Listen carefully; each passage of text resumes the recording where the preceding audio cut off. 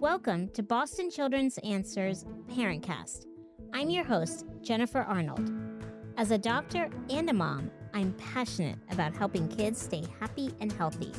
So join me as I chat with other Boston children's experts to find answers for you and your family. Hey everyone, and thanks for joining us today. We're talking about a topic that I believe many parents want to know more about and affects more kids and teenagers than I think we often realize. And that's the topic of disordered eating and eating disorders. As always, before we dive into this important topic, let's hear our question from our guest parent. Hi, this is Matt. My 13-year-old daughter started skipping meals a few weeks ago, saying she's just not hungry.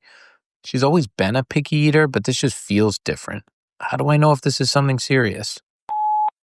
Thank you so much, Matt. That is such a relatable question that many parents are probably wondering about, including myself as a parent of two adolescents.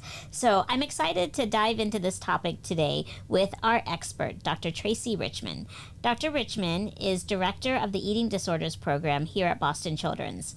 Thank you so much for joining us, Dr. Richmond. I know we're going to learn a lot from you today. Oh, I'm so happy to be here with you today. Well, as we get started, one of the things that I always love to ask every expert that we have is, how did you get into this field, both adolescent medicine and specializing in eating disorders? I was trained as a general pediatrician, and what I found is I really loved having conversations with my patients. And then I just think adolescence as a developmental time period is so interesting. The world is their oyster. Who knows what's ahead of them? And I get to stay current and in teen culture as well. And then in our division here at Boston Children's, we take care of lots of patients with eating disorders. And what I found that I really loved was this really pretty intense and longitudinal relationships. I see my patients as frequently as every week, every 2 weeks, and often for as long as a year or even 2 or 3. And so in the end, I just really know them well. My hope is that we're at a place where we don't need to talk about anything else except their prom dress and get to see fun pictures from vacations. Well, I love how you describe adolescence as a very interesting time, and I'm going to embrace that as a parent of two teens, because it is fascinating, and it's great to see your kids just, becoming the people, the adults that they're turning into. But at the same time, it's a lot of challenges for parents. Totally. So I'm excited to tackle this challenge in particular because, I think there's a lot of myths out there related to eating disorders. Yes. And in particularly in kids. So I thought maybe before we dive into the topic in more sort of medical depth, what are the myths that you hear a lot, and what do we need to debunk? Yeah, I think there are a number of myths that I would love to debunk. I think the first one is that everyone with an eating disorder must be super thin and sort of noticeably thin. And I would say that individuals with eating disorders come in all shapes and sizes. Many people with eating disorders are actually higher weighted and struggling in a way that most people can't perceive. I think interesting. I think a second myth is that boys can't get eating disorders. It's only girls. And what we find is there's a ton of pressure on boys to look a certain way. I think even more with social media, lots of boys are really driving towards lean muscularity or something like that, and it can tip over into an eating disorder. Interesting. Another myth is it's just going to go away. This is just a phase. And for some people, that's true. But for many people, it doesn't go away without really hard work and a lot of intervention. Wow. Particularly what resonated with me is the fact that it affects boys and girls, because I think you're right. In society, we tend to be more attuned to looking out for this challenge for girls, but we can't forget the boys. Totally. And I have a boy and a girl, so it's important to really be mindful that it could affect either of my kids. Absolutely. And there's just pressure on both boys and girls in a different way than when we were growing up. And often we don't see it because it's being teed up to them on their phones or through social media, and they don't share that with us. Yeah, so getting that insights into what our kids are thinking and seeing and worrying about is really important. Yeah. I don't want to forget our non-binary youth because they are at particular risk for eating disorders as well. It's a really important point for all of us to be on the lookout for signs and symptoms of this in our kids. Totally. Yes, absolutely. Well, as we dive into the topic, I hear things related to disordered eating and eating disorders. Yeah. And so I was wondering, is the terminology changed with the science, or are those two different things? I would say they're kind of a matter of degrees. So lots of people can have disordered eating and it really not impact their life significantly. Disordered eating is a broad term for unhealthy eating behaviors, and they don't quite meet the criteria for being diagnosed with an eating disorder. Challenges or some difficulties in just eating with freedom. And then eating disorders often is consuming someone. So they're spending a lot of their time, they're stepping away from things that bring them joy in their life, and they're just psychologically and medically impacted. It sounds like it's a continuum. It is a continuum. And I would say everyone with an eating disorder has disordered eating. Not everyone with disordered eating has an eating disorder. That makes sense. An eating disorder has true diagnostic criteria, Yes. Is that correct? That's absolutely correct. Yes. So there's the Diagnostic and Statistical Manual of mental disorders maps out exactly what the criteria are. And so lots of people can have disordered eating and not quite meet that criteria, but they still probably need some support and attention. Yeah, and I guess if you have symptoms of disordered eating, important to identify sooner so that maybe you can hopefully prevent it from progressing Absolutely. into an eating disorder. Most people start with a little bit of disorder and it can grow. And so the earlier you can intervene, the better. So That's really helpful. So let's dive in deep to the topic. Knowing that there's, a true diagnosis, what are the different types of eating disorders? I think the one that people probably think about the most is anorexia nervosa. It gets the most attention, yet it is probably the rarest. Oh. So these are individuals who really restrict their intake, typically lose significant weight, and are really I would say preoccupied with thoughts about their body shape or size. It really has undue influence on how they think about themselves, and they have an intense fear of gaining weight. These are the patients who most often come to medical attention because that weight loss has metabolic consequences. They'll come in with low heart rate, with low blood counts, with their liver being impacted. So metabolically, the most obvious in distress. This can have lifelong health consequences if the weight continues to go too low with all of those things that you just mentioned. So, Yeah, absolutely. and it's also very visually obvious, so I wonder if that's why maybe in general we are attuned into, looking out for signs of anorexia. From my generation, these were the girls who were portrayed on after-school specials or things like that and got a lot of press. That makes sense. Yeah. I think what's interesting is the most common eating disorder, though, is probably one of the least recognized. It's binge eating disorder, and this is often a very secretive eating disorder where individuals will eat a very large volume of food at one time and then feel a lot of distress around that or a lot of shame. And you'll hear stories of people, going to a store and buying large volumes of food and just sitting and eating it. Shrouded in secrecy, often people don't know about it, but there's a great degree of distress associated with it. And these individuals can be higher weighted or not. So they often just aren't picked up in regular clinical screening. Especially if there's this effort to conceal it. Exactly. And it's not visibly obvious to others. Exactly. I could see how those with binge eating could really go undetected. Like fly under the radar for years. Wow. You really have to ask about it. And then I'll just highlight a couple of other distinctive types of eating disorders. One is bulimia nervosa, which is like binge eating disorder, but there's a compensatory behavior, meaning that someone eats large volumes and then tries to do something to undo that. Commonly, people will make themselves throw up.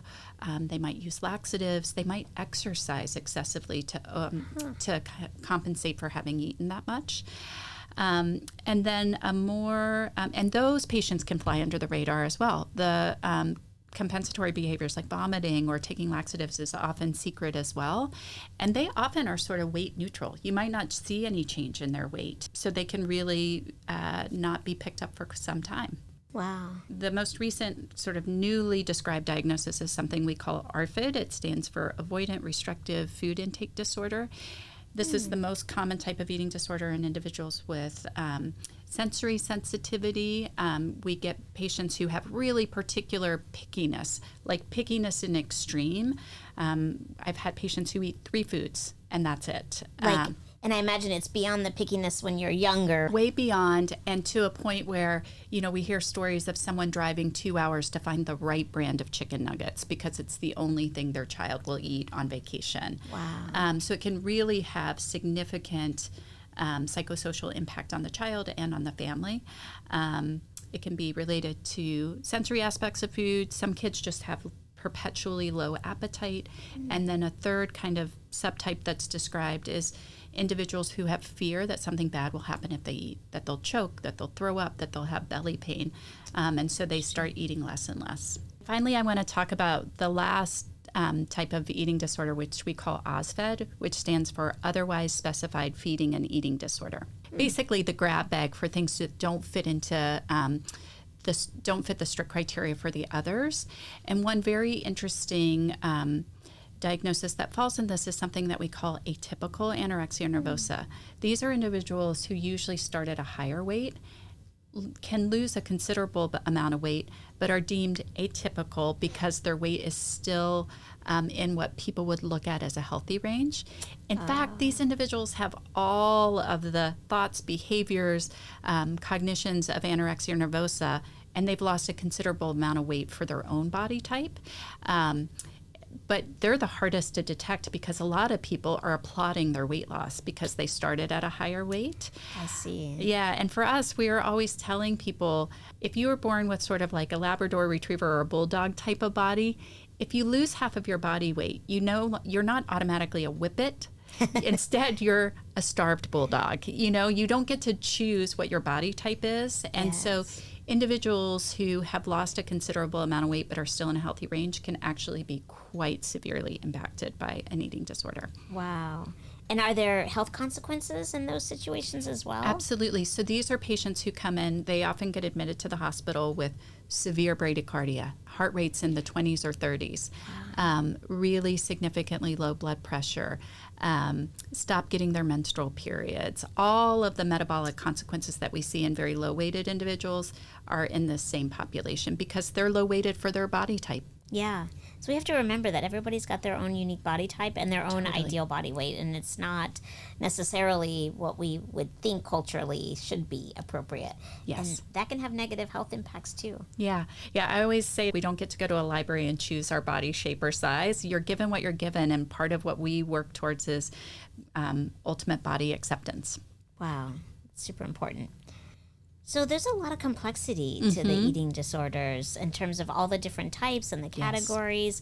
I imagine if you're a parent and you see bits of this, you're trying to tease out, could my child be on that spectrum where it's something that needs to be sort of addressed and discussed with your pediatrician. Yes. Are there warning signs that parents should look out for? When someone has one of the restrictive eating disorders, a lot of times parents can visually see that there's been a change. Wearing baggy clothes to kind of hide what their appearance is. A very classic thing that we'll hear is when they went on spring break, they saw their child out of their heavy winter clothes for the first time and were really shocked by how much their body had changed. And if you're worried, you should definitely go to your pediatrician because they have all their growth data usually, and you can see if things are really changing.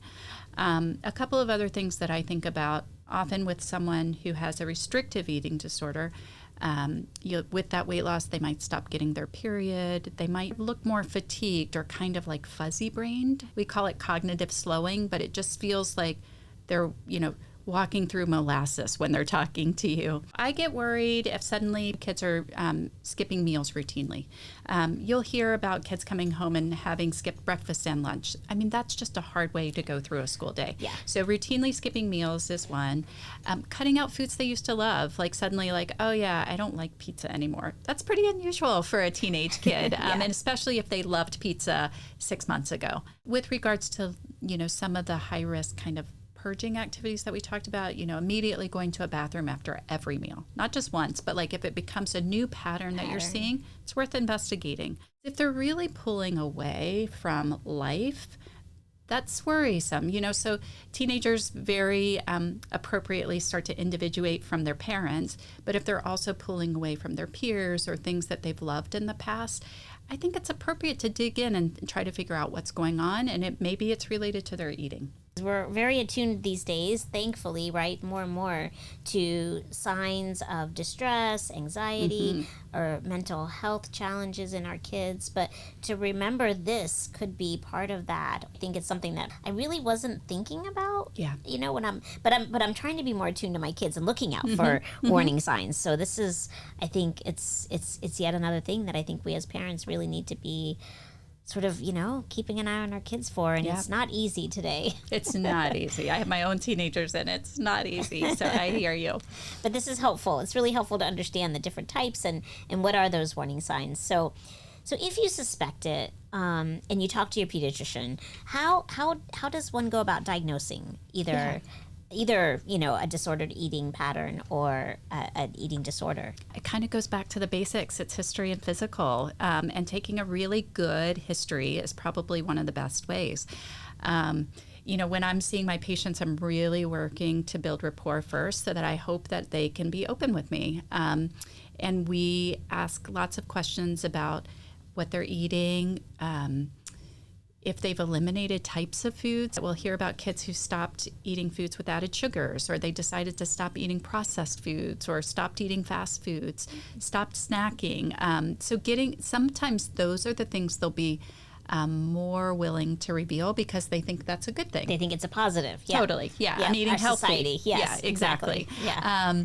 We hear lots of kind of clean eating, like I stopped using butter and things like that. So that's a really interesting way to get some information. I ask about exercise and sort of try to get at whether it's compulsive. Like, what would happen if you had to miss a day? Would that feel hard for you? What if, suddenly your grandma came 2 hours early and you missed your workout that day? How would that feel? Just trying to get at some of the underlying thoughts related to it. And then a physical exam by your pediatrician is really helpful to understand whether there's been a change in your past growth patterns.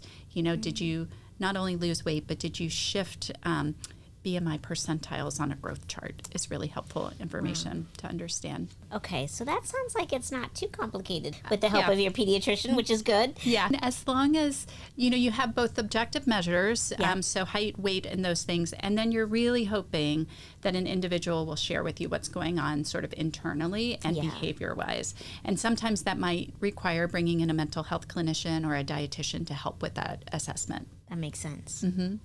That's a lot to digest, but I'm learning so much. I'm curious now, just in general, how common are eating disorders in our population? Yeah, so if you take all of those different kinds of eating disorders and put them all together, it's actually quite common. As much as 9% of the American population will be impacted by an eating disorder. That's about 30 million Americans, so quite a high number. And we think close to a quarter of children and adolescents will have some form of disordered eating. So maybe not meet full criteria for an eating disorder, certainly are at risk for that, but have some disordered eating at some point. At what ages do you tend to see eating disorders or disordered eating start to appear? Yeah, so the most common age of onset is during adolescence, around 13, 14, but we're seeing patients impacted at younger and younger ages. And we used to say we wouldn't take anyone below the age of 10 because we didn't think that they really had eating disorders. Now we're getting 8, 9-year-olds with absolute frank eating disorders, able to describe how they wanted to change their body, did things specifically to alter their body shape or size. Oh, goodness. Yeah. Now, in thinking about that, are there some kids that are more at high risk for one reason or the other? Yeah, there are definitely some high-risk groups. So individuals from the LGBTQ population have been shown to have higher risk. There are individuals in certain sports who actually are at higher risk. So like sports that really focus on weight or aesthetics, so like dance, wrestling where there are weight classes or you have to make weight, that's a really high risk group. And then individuals such as Hispanic, African American, Asian have more disordered eating but are much less likely to be detected than their white counterparts. Oh, that's hard too because you don't want to miss kids. Exactly. Wow. And you had mentioned the myth around, only affecting girls. Yeah. But it also affects boys. And so is there, what do the numbers look like with gender? Yeah, so some of our epidemiologic studies tell us that about 1 in 12 females is impacted and 1 in 25 males. So it is a different rate, but they both are at risk for sure. Why do you think that certain populations are more at risk? We know that the risk for developing an eating disorder is multifactorial. So there's some genetic risk in some populations, but there are structural things like racism or stigma or bullying that happens that some of these populations are at more risk of. There's a desire to fit in and sort of fit the beauty standards if you're an immigrant, for example, and like the best way to acculturate might be to adopt the beauty practices of those around you. Other risk factors like depression and anxiety put someone at risk, and sometimes that runs higher in people who are struggling in other ways because of identity or because of psychosocial stressors on their family or things like that. Like so many things, it sounds like it's a combination of the environment you're in, your genetic predispositions, and, even at some level, the stressors that are in your life and how that can impact. Absolutely, yeah. It makes me wonder, too, a little bit as, a parent of 2 kids who have a disability and, myself, I'm wondering for those that have disabilities where I think there is that similar stress of how to fit in and be like everyone else, particularly with those with, maybe visible disabilities. I'm curious, do you see a higher rate in children and adolescents who have various disabilities? Yeah, there's an increased risk in lots of different populations with medical or other disabilities. Some of the things that I think about is when someone is forced to really monitor their food, like if you have something like celiac disease or if you have type 1 diabetes where people are cautioning you about foods to eat or not eat, that can put undue focus on what you're eating and can end up leading to an eating disorder. Certainly not everybody who has those diagnoses ends up with an eating disorder, but it increases the risk. Sort of similarly, individuals with physical disabilities often want to fit in other ways, and so strive to look like individuals around them, or again, striving for a certain beauty ideal. And that's got to be such a hard additional stressor on those kids that already have so much ahead of them. Yeah, exactly. One of the things that I think all of us think about, right, as adults, even in kids, is that just the general weight stigma that is sort of pervasive in our culture. Mm-hmm. And I'm curious, does that in and of itself impact as a risk factor, and or where do the GLP-1 medications factor in? That's a great question. So I think we live in a society that really has historically and has really prized a certain body type, what we call the thin ideal, and that what runs alongside that is weight stigma. So people who don't fit that ideal and live in higher weighted bodies are often made to feel bad about themselves and bad about their bodies. We have lots of patients who come in and tell us that their pediatrician told them to lose weight and they felt like they were being shamed for their body. And sometimes then they take things to an extreme and end up with an eating disorder. We've been really curious about what is going to be a secondary potential cost of GLP-1 use or weight loss medications. For many, they are life-altering and can really bring some health benefits. For some, we've seen actually that it ends up bringing in disordered eating. Suddenly they're able to restrict their intake in a way they never were able, and they start to have the exact same thoughts and behaviors that our patients who present with anorexia have. How do we talk about this with our kids? And they're being exposed to it in the media constantly these days. So this is a hard thing for parents to navigate. What advice would you offer? I think one of the biggest things I really encourage parents to do is to think about talking about any changes they may be making for themselves or thinking about for their children in terms of health, not just a weight number, and certainly not about aesthetics. So we have lots of parents who have been told that their cholesterol is elevated or they're at risk of diabetes, and so they changed their eating habits because they were counseled to, and then that spills over into discussion about their clothing size or feeling excited that their body's changing. And we just sort of ask that all of those conversations, especially around kids, be about health markers. I'm doing this so that I live longer and healthier, rather than I'm doing this so I look great for my high school reunion or something like that. I think that's really, really valuable advice for us as parents, because it's so easy to fall into that. I think we focus a lot on it in our everyday lives. And so thinking about, okay, how can I change the conversation to being about health? Being healthy, living longer, I don't know, achieving your goals in life, and just not focusing it on external appearance. Yeah, exactly. That's really, I think that's a reframing for many of us. Yeah, and our kids are absolute sponges, and we're role modeling for them all the time, whether we think we are or not. And so it can land in a way that we don't intend it to, but just being careful to talk about things in terms of health can be a real game changer for how your kids perceive things. Are there other things that parents can do, just even between them and their kids, if they have concerns? Yeah, I think don't be afraid to talk about things. I hear that all the time, just being worried about sort of rocking the boat. Trust your gut and get in there and have the hard conversation. And I think you can just name it. Oh, I've been noticing that you're not eating breakfast anymore. What's going on? Or I've been noticing that you don't eat the cake that you used to love that I make. That seems so funny to me. Can you tell me what's going on? Just name it and then open the conversation. Sometimes I think as parents we're almost afraid, paralyzed to bring up this topic. And then that obviously is not good. And I would say, in the end, kids will know that you're coming from a place of love and good intention, even if it's bombastic in the beginning. Yes, that's what makes the teenage years challenging and amazing all at the same time. Exactly. This is really helpful, right? So I think, not being afraid as a parent to have the conversation with your kids. Reaching out to your pediatrician, I think they are a good source of that first pass of information. But then, for those parents that may be, thinking, do I need to see a specialist, someone like yourself? What should parents be thinking about, or what might they be looking out for to suggest that their child might need more specialized help? Yeah, I would definitely start with your pediatrician. I mean, many people have the total gift of having a long-term relationship with a pediatrician, and they know you and they know your child well. That's usually the first thing we suggest people start with. Most pediatricians will tell you when they feel like it's out of their realm. Some want to send to a subspecialist early. Others feel really comfortable because they've treated a number of their patients with eating disorders. And if that feels like they can manage, that's great. We're here to provide support to general pediatricians, and yet we don't want to disrupt that very significant relationship.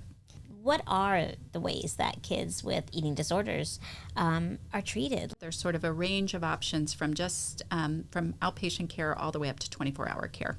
Can you tell us a little bit about, the program that we have? Yeah, we have what we call the bookends of care. So we have our outpatient program where we see hundreds of patients every year, and they almost all get a multidisciplinary assessment and then a treatment plan. And so that includes a medical provider, which is what I am. And then I work really closely with a behavioral health or mental health clinician, like a psychologist or a social worker. And then the third part of a team is a dietitian or a nutritionist who can give all of that advice about what and how much to eat. And so, as I mentioned in the very beginning, I see my patients really frequently. They're going to come in and see us like probably every 1 to 2 weeks in the beginning. Wow. And they'll probably see a mental health clinician weekly and a nutritionist every other week. So it's pretty intensive in the beginning. If things go along, you start spacing out those visits.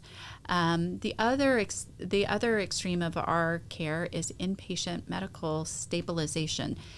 Typically, it's someone with a restrictive eating disorder like anorexia nervosa, where they've lost a significant amount of weight, their vital signs are unstable, we're worried about potential electrolyte disturbances because of their eating patterns, and so we really need to monitor closely as we start them refeeding and getting back on a more typical meal plan.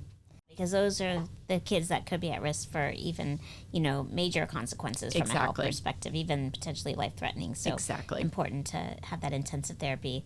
It's really, really great that you have that. Mm-hmm. For those kids that might not be, in the area here of New England, or parents, but parents and kids who might need that multidisciplinary type of care, Where should parents be looking for that in their area? Certainly start with your pediatrician because they often know resources. And there's really been an increase in online platforms. It really, that might be the one silver lining of COVID, is we realized that a lot of care could be done via telehealth. And there have been a few companies that have cropped up in the last 5 years that are specifically providing treatment to patients with eating disorders online. That's fantastic. Yeah. That is really broadening the access, which is really great. Yeah. So thinking about those kids that maybe are missed, right? Because you said so many kids, it's easy to go undetected, under the radar. What can some of the long-term consequences be for, a child or a teen that doesn't get treatment? One of the key things that we find are stunted growth. So if someone develops an eating disorder and is undernourished when they're going through puberty, they can lose inches on their ultimate height. They can also have osteopenia, so low bone density, and that will set them up for stress fractures later in life. Really severe cases of restrictive eating disorders can end up with lower heart muscle mass, and that just can't be recovered. And then there can be fertility issues long term as well. Without treatment, this can go on and on. So we have patients who have eating disorders lasting 20 or 30 years into adulthood. Our adult colleagues see patients in their 60s, 70s, 80s who have struggled with eating disorders their whole life. So long-term care is really important as well to prevent those long-term consequences. Yes. Well, one of the things that I think I recall you saying at the beginning of our conversation here today was that most kids get better. Yeah. So I'm curious if you could share a little bit about what that means to the parents that might be listening and thinking, oh, my child might have an eating disorder. I have lots of individuals who will come in and say, like, I expect that maybe he or she will get better, but I expect they'll live with this for their lifetime. And I just try to disabuse them of that notion. Like, we should expect full recovery. That's why I do this work. Most of my patients get better. And I think the best evidence is for early and intensive intervention. When we look sort of epidemiologically, people will talk about patients falling into three buckets, kind of a third, a third, a third. A third have sort of one episode, kind of one and done, get treatment, and it's in their rearview mirror as if it never happened. A third are what I just was describing, sort of long-term, unremitting eating disorders that may kind of wax and wane but are always present. And then the middle third are those who kind of get some treatment, may relapse once or twice, but eventually recover. The average duration is estimated to be 5 to 6 years, so that you can see that kind of like up and down. But we're really pushing for really intense intervention in the beginning and just put it behind you. Yeah, I love that. I love sort of, Some thinking optimism. about the optimism here. Exactly. I'm just going to drive home the need for intervention because unfortunately, individuals with eating disorders still do have the second highest risk of mortality of anyone with a psychiatric disorder. So intervention is critical. Yes. People get better, but there is a real need for intervention because the risk is high. That's why this conversation is so important. Yeah, absolutely. From a prevention perspective, I know we chatted a little bit about, making sure as parents, the conversations we're having with our kids or each other or ourselves, we're avoiding that cultural sort of weight shaming dialogue. What about younger kids? Like, our toddlers, our preschoolers, our school age kids, we may not see any signs or symptoms of disordered eating, but we want to avoid, or decrease the risk. We can really try to encourage a joyful interaction with food. And so not moralizing, not putting things into good or bad buckets is really important, and sort of letting them know that any food can be on the plate, and we might need to monitor amounts, but all foods can fit into a healthy diet, I think is one big thing. The other thing I would say is, often younger kids do have picky eating, and that can be pretty typical. I really encourage parents, though, to continue to put all of the foods on the plate, because if a child is not offered that food, they're never going to get themselves. So a child is probably not going to go seeking a carrot on their own. And if you don't offer a carrot, they're never going to eat it. So keep on offering it, because that's the way we see some behavior change. And don't just assume that picky is going to forever be picky. And talk about food, from the earliest stages. It's never, never too early and never too late. Exactly. As we near the end, one of the things that I think is so important is to talk about research and where we're going. And obviously, this is a topic that I think is pervasively important to everybody. So I'm really curious, what things are going on related to research in this field? Yeah, so there's a lot of research in this field for sure. Things really shifted during the COVID pandemic. We are still teasing out what the numbers look like before and after the onset of the COVID pandemic, and whether what we perceive sort of anecdotally that patients are different and maybe presenting with more severe symptoms, if that's really true. So that's one big area. A second big area is we have collaborators internationally who are really interested in building longitudinal registries of individuals to really tease apart what is the best care. Is it a higher level of care, or is it feeling really in tune with your team? What really is making the difference in getting people towards recovery? And then a real interest of mine is this overlap of weight stigma, disordered eating, and higher weights, and just whether we can do really good work preventing eating disorders in individuals who are seeking weight loss treatment. That's all so important. Now, as we wrap up, is there anything that we haven't talked about that you want to make sure our audience knows? Yeah, when any of us are talking to individuals who are struggling with higher weights, be gentle, because we hear stories of conversations and advice really being the kickoff to more disordered and eating, leading to eating disorders. So just trying to have the discussions with as little judgment, as little stigma as possible. Yeah, I think that's so important, really, even though it sounds very intuitive, especially today, right? Our kids are not only hearing, bullying or stigmatization at school or with their peers, but they're getting it on social media, and it sort of just feels like it's everywhere. They're hearing it from everyone else. They don't need to hear it from us. Yes, it's really good advice.